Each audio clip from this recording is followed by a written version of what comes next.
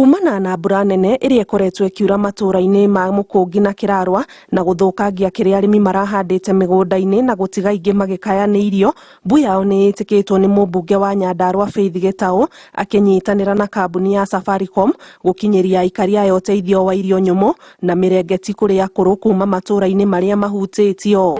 Nĩ twahe andũ 1,500 arĩa akũrũ twahe mĩrengeti andũ 500.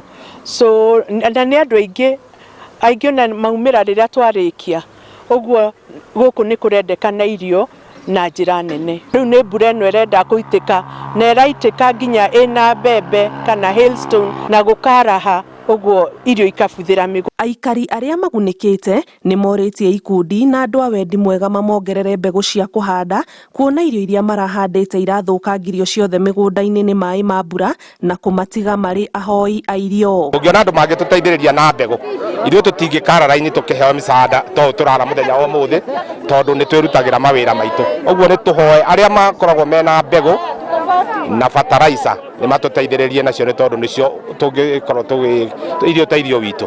Mĩgũnda ndĩrĩ ĩroka wega tondũ mbura no nene, no nĩ tũrageria na kũgeria gũtematema tũmĩtaro nĩgetha narĩ tuone kana no tũhande kanyamũ kangĩ.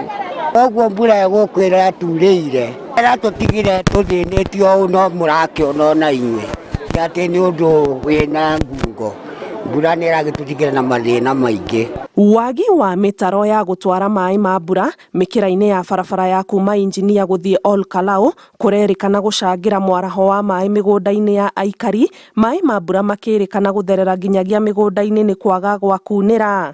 Nĩ twarĩtie na KENHA moke mahingũre drainage yothe nĩgetha maĩ matige kũingĩra mĩciĩ-inĩ ya andũ, makorwo nĩ mara flow magathiĩ rivers iria ciĩ hakuhĩ kana njũĩ iria ciĩ hakuhĩ kana ndemu iria ciĩ hakuhĩ. Andũ aingĩ matirahota kũruta waru ciao kwendia, andũ aingĩ matirahota kũruta iria rĩao kĩroko nĩ tondũ mabarabara nĩ mathũku. Ũguo na standard ya mabara ũrĩa ĩrathondekwo na thĩiniĩ nĩ kwenda ĩrorwo na njĩra nene mũno. Ngĩribotera Inooro TV, njĩtagwo Annie Ngigĩ wa Nyamũ.